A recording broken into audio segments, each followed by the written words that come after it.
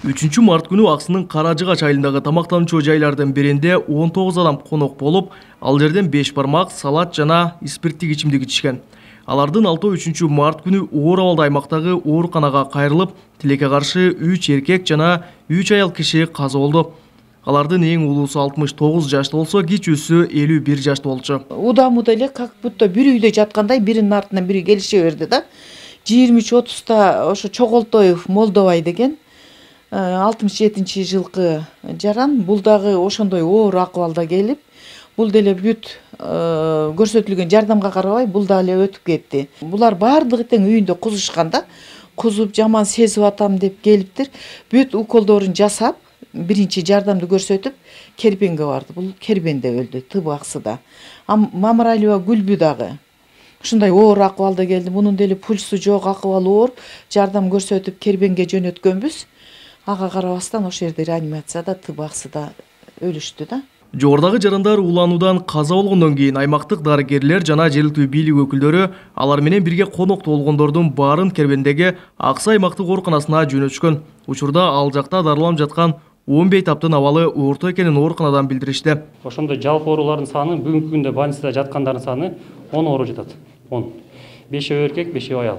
Так, эң улуусу 55-жылкы аял, эң кичүүсү 72-жылкы. Учурдагы абалдары стабилдүү, орточо оордукта. Өтө оорулору жок. Дарыгерлер бейтаптар тамак аштан же спирттик ичимдиктен ууланганын так айтышкан жок. Экспертизанын жыйынтыгы менен гана так маалыматтар бериле турганын билдиришти.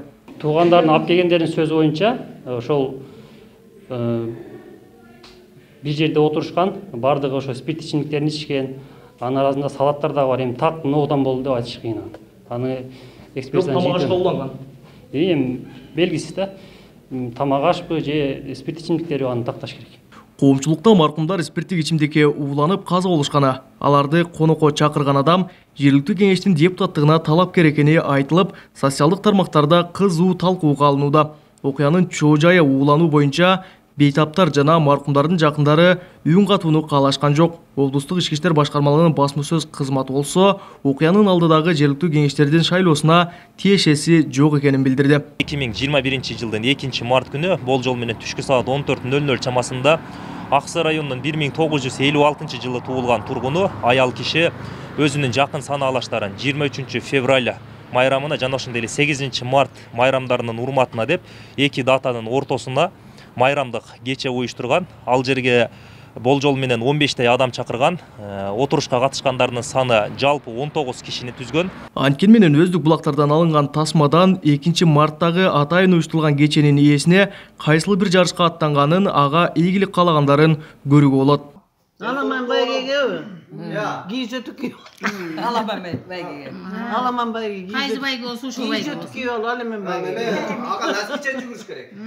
Учурда Аксыдагы адамдардын массалык түрдө ууланышы боюнча факты кылмыштардын жана жоруктардын бирдиктүү реестрине санитардык эпидемиологиялык эрежелерди бузуу беренеси менен катталып, сотко чейинки өндүрүшкө алынды. Жыл башынан бери адамдардын массалык түрдө ууланышы алгачкы ирет катталууда. Кабылбек Көчкөнбай уулу, Тынчбек Тоолдаев, Жалал Абад облусу.